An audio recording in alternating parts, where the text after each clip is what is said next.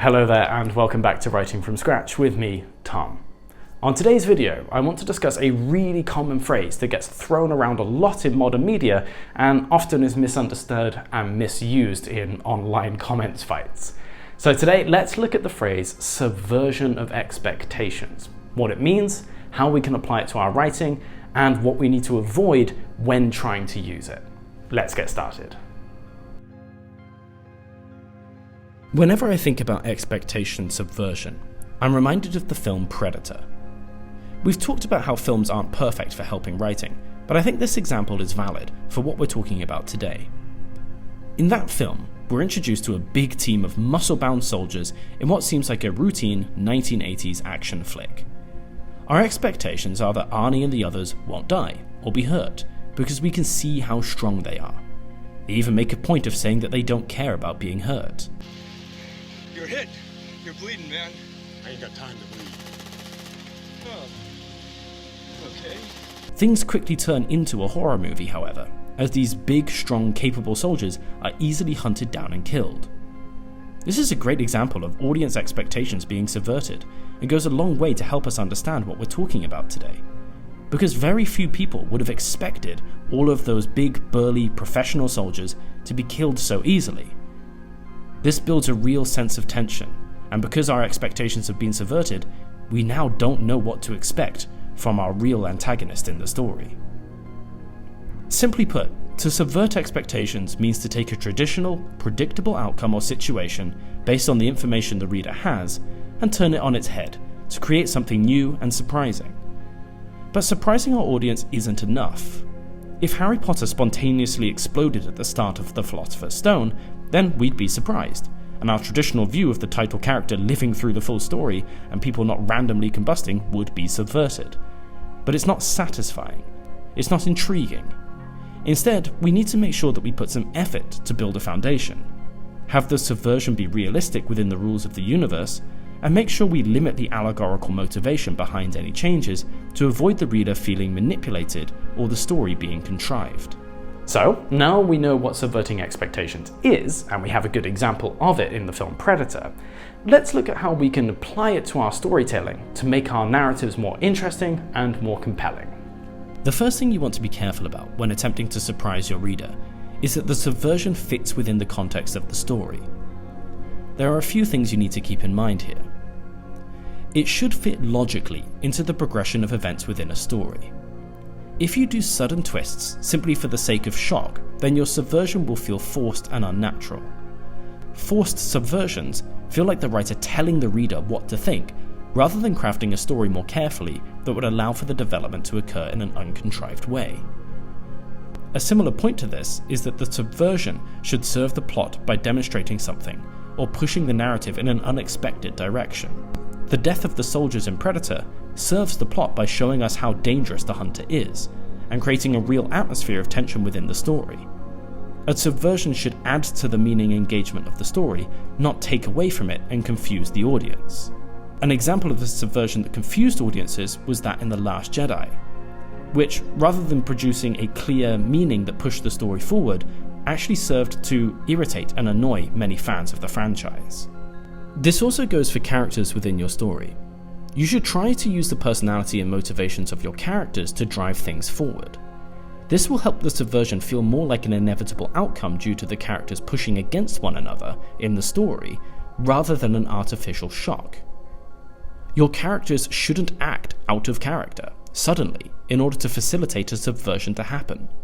They should behave consistently with who they are, and any changes that could allow for subversion should be subtle and slowly built up to allow for a natural twist. 7 is full of great character-motivated subversions, such as John Doe freely allowing himself to be arrested, which doesn't usually happen in this genre, to feed his motivations, as well as Mills killing Doe at the end, which also doesn't usually happen in this type of film. These actions both went against what we've come to expect from the genre and serve as well-crafted examples. However, they also are in line with what we know about these characters and serve those characters' motivations and goals. When we spoke about contrivances, we said that in order to stop your story feeling cheap, you need to make sure that you follow your own rules within the story.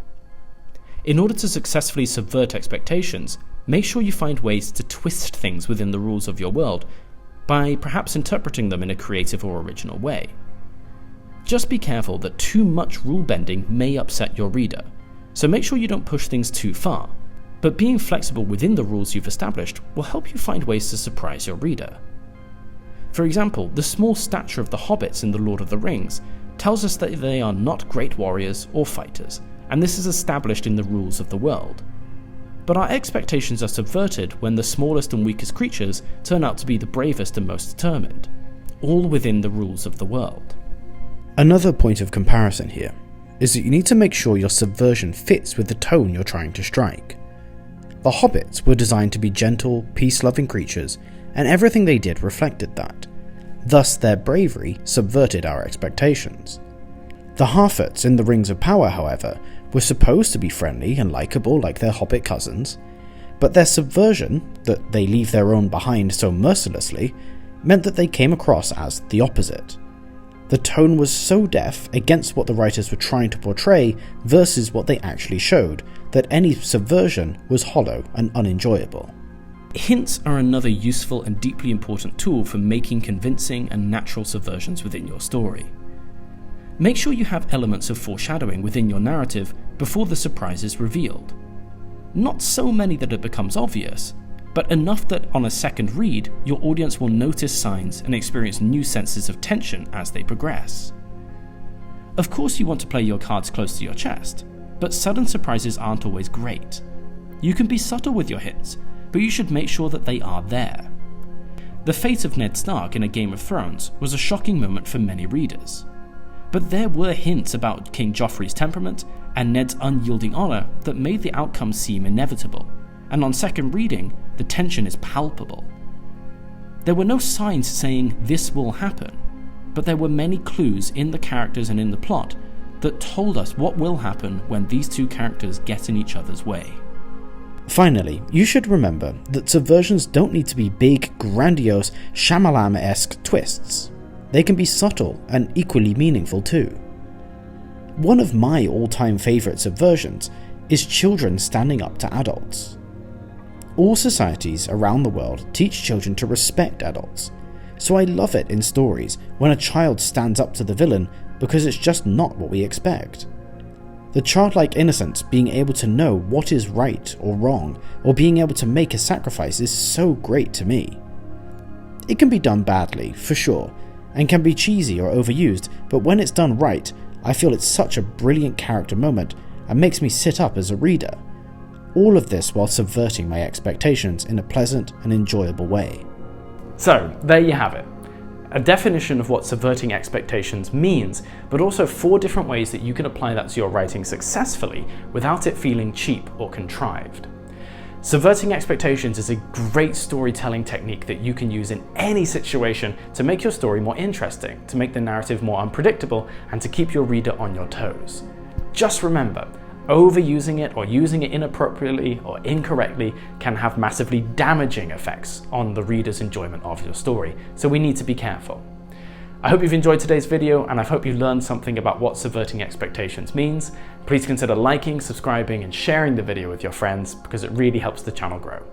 Thank you very much for watching, and I'll see you all next week.